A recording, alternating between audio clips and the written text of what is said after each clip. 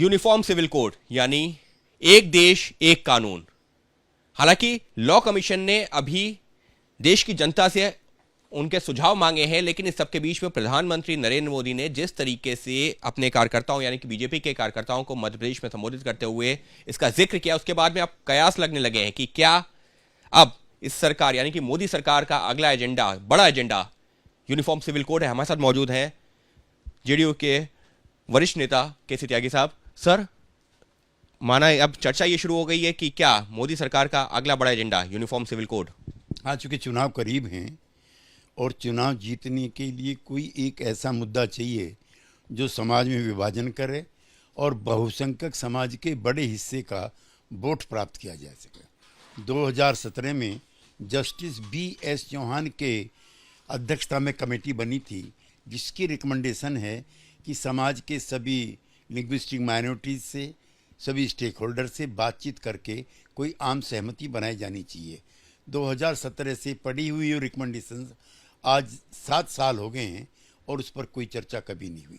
Janata Dal United और हमारे नेता Nitish Kumar uniform civil code के विरोधी नहीं हैं, लेकिन हम चाहते हैं जिस प्रकार से समूचे देश में हिंदू धर्म के अंदर भी आदिवासियों की वारिश को लेकर के, संपत्ति को लेकर के, विवाह को लेकर के अलग अलग राय है, ऐसे ही माइनॉरिटीज़ के कई सेक्शंस के अंदर है।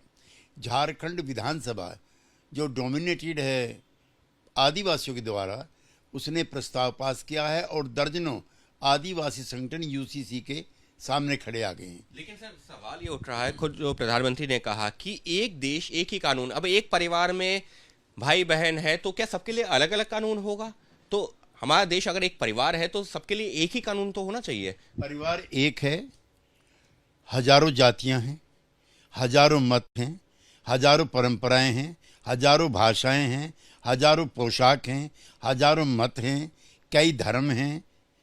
तो उन सब का समावेश करके एक समावेशी विकास जिसकी बात प्रधानमंत्री कहते हैं, वो करना है कि जातियों में, धर्मों में बटा हुआ जो हमारा विभक्त समाज है उसमें और डिवीजन करना है। ये वोट के लिए है या देश के लिए है, ये तय किया जाए। लेकिन सर, जो प्रधानमंत्री ने कहा कि मुस्लिम धर्म के लोगों को गुमराह किया जा रहा है कि UCC आ जाएगा, ऐसा हो जाएगा, वैसा हो जाएगा, जबकि ये तो जो है संविधान है ना कि एक देश है एक कानून होना चाहिए, तो उसमें गुमराह क्यों किया जा रहा है? सिर्फ तुष्टीकरण की राजनीति के लिए? ये तुष्टीकरण तो भारतीय जनता पार्टी कर रही है ताकि माइनॉरिटी को अलग करके बहुसंख्यक हिंदू समाज के वोटों को लिया जा सके। तुष्टीकरण हम नहीं कर रहे।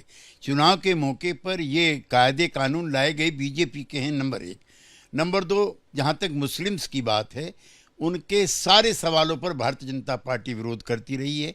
जिस तरह से बाबरी मस्जिद पर हमला किया गया बाकायदा अटैक करके, जिसके लिए अटल बिहारी वाजपेयी ने भी खेद किया था। मंडल कमीशन की अनुशंसाएं जब लागू की गई जनता दल की सरकार के दौरान, जिसमें 85% पसमादा मुस्लिम्स की हिस्सेदारी थी, उसका भारतीय जनता पार्टी ने विरोध किया और VP सिंह की सरकार गिराई।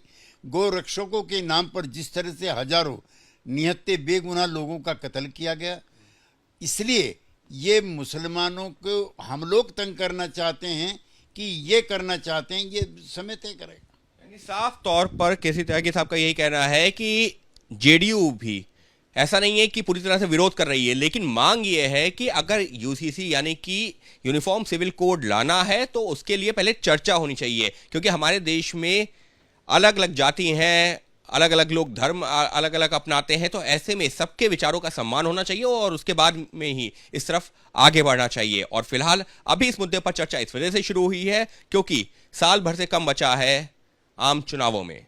सहयोगी कैमरा पर्सन आदर्श नायर के साथ अंकित गुप्ता, ABP न्यूज़, दिल्ली।